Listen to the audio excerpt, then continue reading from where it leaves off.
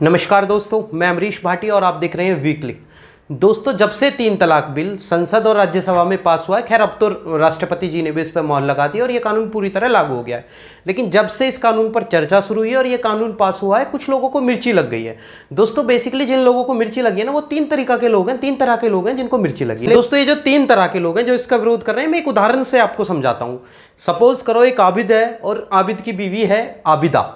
अगर आबिद का आबिदा से मन भर गया और उसको कोई रुखसार पसंद आ रही है और उस रुखसार को घर में लाना है, लेकिन 2 बीवियों का खर्चा नहीं उठा सकता, तो इसलिए आबिदा को बोला तलाक तलाक तलाक और निकल, अपने बच्चों को उठा और खुद घर से निकल। अब कहाँ जाना है, कहाँ जाके बेचारी रहेगी, बच्चों का पालन पोषण कैसे करेगी, इसका कोई तरीका नहीं और रुखसार के साथ मजे ले रहा है। अब जब दूसरा केस आया कि भाई आबिद को गलती का अपना का एहसास हुआ और रुखसार छोड़ करके चली गई, तो आबिद अब आबिदा को वापस लाना चाहता है। तो आबिद आबिदा के पास गया कि मुझसे गलती हो गई और वापस आ जाओ। अब आबिदा वापस आना चाहती है और आबिद लाना चाहता है, लेकिन अब आबिद के पिताजी को, आबिद के अब्बा को परेशानी है। आबिद का अब्बा कहता है कि ये घर में ऐसे वापस नहीं आएगी, पहले इसका हलाला करवाना पड़ेगा, मतलब पहले मुझसे इसका निकाह करवा लो, मुझसे नहीं कराओ तो अपने भैया से इसका निकाह करवा लो और उस पर हलाला करवा लो। अब हलाला क्या होता है ये तो आप सभी जानते हैं।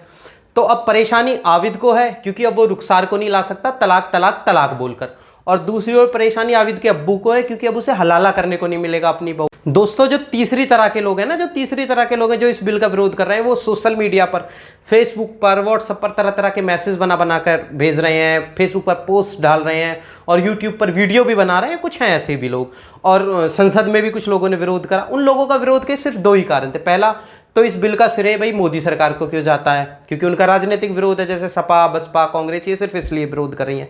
और एक हमारे ओवैसी साहब हैं, वो कुछ सवाल उठा रहे हैं इस बिल पर, कह रहे हैं मुझे बिल का विरोध नहीं है, लेकिन मेरे कुछ सवाल हैं, इनके जवाब मुझे चाहिए। तो मैं आज दूंगा उनके हर एक सवाल का जवाब दूंगा, उनके हर एक सवाल का। उनका पहला सवाल है कि भाई जब सुप्रीम कोर्ट 3 तलाक को अवैध मानता, उसे वैध मानता ही नहीं कि भाई कि कोई अपनी बीवी को 3 तलाक दे देगा तो वो माना ही नहीं जाएगा, तो फिर इस बिल की क्या जरूरत थी। तो मैं बताता हूं इस बिल की क्या जरूरत है।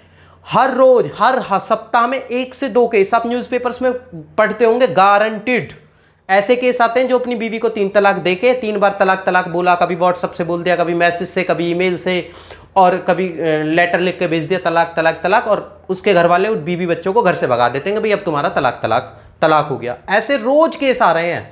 ऐसे ही केसों पर लगाम लगाने के लिए 3 तलाक बिल पास करा गया। अब बोल के दिखाए कोई तलाक तलाक तलाक, पुलिस इतने डंडा मारेगी पिछवाड़े पे और जेल में डाल देगी। अब एक भी केस सुनना, अगर केस आएगा तो सीधा साला जेल में जाएगा और 2-4 के बाद ना अकल आ जाएगी और ऐसे केसों में गारंटीड कमी आएगी, इसलिए जरूरत थी बिल की। और अब ओवैसी साहब इसमें यह भी कह रहे हैं कि भाई अगर कोई आदमी, कोई मुस्लिम मर्द को औरत को तलाक तलाक बोल दिया, औरत ने शिकायत कर दी और आदमी जेल में चला गया, जब वो जेल से छूट के आएगा क्या 3 साल बाद अपनी बीवी से दोबारा निकाह कर लेगा, क्या उससे उस औरत से दोबारा मोहब्बत कर लेगा जिसकी वजह से उसे 3 साल जेल में काटनी पड़ी। तो इसका भी जवाब दे देता हूं ओवैसी साहब और ऐसे लिब्रांडूज को मैं कि भाई आज के टाइम में समझ लो, सपोज करो कि आज वो बिल नहीं आया तो किसी ने अपनी बीवी को, किसी आबिद ने आबिदा को 3 बार तलाक तलाक तलाक बोल दिया, तो क्या आज वो उसे सीधा सीधा वापस लेता है? अगर उसे अपनी गलती का एहसास होता है और वो आबिदा से दोबारा निकाह करना चाहता है तो पहले उसे अपने अब्बू के पास, मौलवी के पास, अपने भैया के पास सुलाना पड़ता है।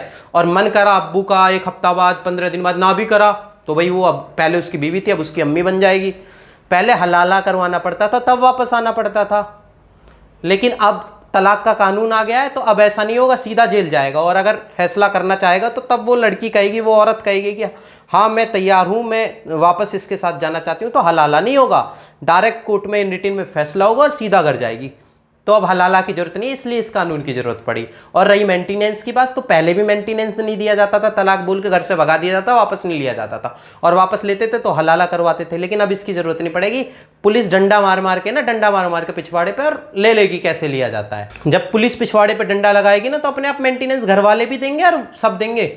और इस कानून का होने का ये फायदा है, पहले तलाक तलाक बोला और निकाल दिया, कुछ नहीं, मेंटेनेंस प्रॉपर्टी में इसका कुछ नहीं मिलता था। अब जैसे अन्य धर्मों में होता है ना, हिंदुओं में, सिखों में, जैनियों में जैसे तलाक होता है ना, प्रॉपर प्रोसीडिंग होती है, प्रॉपर तरीके से कोर्ट में मामला चलता है और जब तलाक होता है तो प्रॉपर्टी दी जाती है, बच्चों को गुजारा भत्ता दिलवाया जाता है। ठीक इसी तरह इस बिल में भी सारी चीजें और ऐसे ही दिलवाया जाएगा। और दोस्तों, एक बात जो ओवैसी साहब ने संसद में बोली थी कि मुसलमानों में शादी एक कॉन्ट्रैक्ट है, और फिर हंसे थे कि हिंदुओं की तरह 7 जन्मों का कोई बंधन नहीं है, मुस्लिमों में सिर्फ एक कॉन्ट्रैक्ट है। तो इसका भी जवाब सुन लो साहब। जब कोई कॉन्ट्रैक्ट होता है, सपोज करो मैंने किसी के साथ कोई कंपनी बनाई, कोई एमओयू साइन करा, कोई कॉन्ट्रैक्ट साइन करा, तो जब कल को वो कॉन्ट्रैक्ट टूटेगा तो उसमें सारी चीज़ें लिखी हुई होती हैं कि भाई जब ये कॉन्ट्रैक्ट अलग होगा तो इतने % का हिस्सा इसको दिया जाएगा और इतने % का हिस्सा, हम दोनों आधे आधे के पार्टनर हैं, तो जब कॉन्ट्रैक्ट टूटेगा तो दोनों की सुनी जाएगी, दोनों को चॉइस दी जाएगी कि कंपनी को कौन सा रखेगा और दोनों को बराबर बराबर हिस्सा दिया जाएगा। लेकिन आपके यहाँ 3 तलाक में, आपकी शादी के कॉन्ट्रैक्ट में क्या औरत को कुछ दिया जाता था? अगर युवक ने गुस्से में भी बोल दिया ना, अगर गुस्सा आया और तलाक तलाक तलाक बोल दिया, बेचारा उसे वापस भी नहीं ले सकता। वापस लेगा तो पहले हलाला करवाना पड़ेगा, और अगर छोड़ दिया, वापस नहीं लेना चाहता ना, सोच समझ कर तलाक दिया है, तो उसको 10 का नोट भी नहीं दिया जाता, 1 रुपया नहीं दिया जाता गुजारा भत्ते के लिए। वो बेचारी अपने बच्चों का कैसे पालन पोषण करेगी? तो दोस्तों इस बिल का ना सिर्फ और सिर्फ उन लोगों को दुख है जिन लोगों का मजा खराब हो रहा है, जो लोग पहले ना 3 तलाक के नाम पे मौज लेते थे, मजा लेते थे। और दूसरा उन लोगों को परेशानी हो रही है जिनका राजनीतिक कैरियर खतरे में आ रहा है, क्योंकि अब मोदी जी को मुस्लिम औरतों की भी वोट मिलेंगे, उन लोगों की भी वोट मिलेंगी जो इस 3 तलाक से पीड़ित हैं। कुछ लोगों को इसलिए परेशानी। और दोस्तों ये जो लोग फेसबुक पर लिखते हैं ना तरह तरह की पोस्ट कि हम तो कुरान को ही मानेंगे, हम तो हदीस को ही मानेंगे, हम किसी के कानून को नहीं मानेंगे, हम तो कुरान और हदीस में जो लिखा है उसे मानेंगे, तो भैया आपके मौलाना, आपके मौलवी तो बोलते हैं कि 3 तलाक कुरान में है ही नहीं। जब 3 तलाक कुरान में है ही नहीं तो आप इसे मानते क्यों हो, जब कुरान और हदीस को ही मानते हो? खैर दोस्तों, जो भी आपको कोई ऐसी पोस्ट दिखे जो 3 तलाक को डिफेंड कर रहा हो ना, एक बार मेरी वीडियो का लिंक उसमें डाल देना।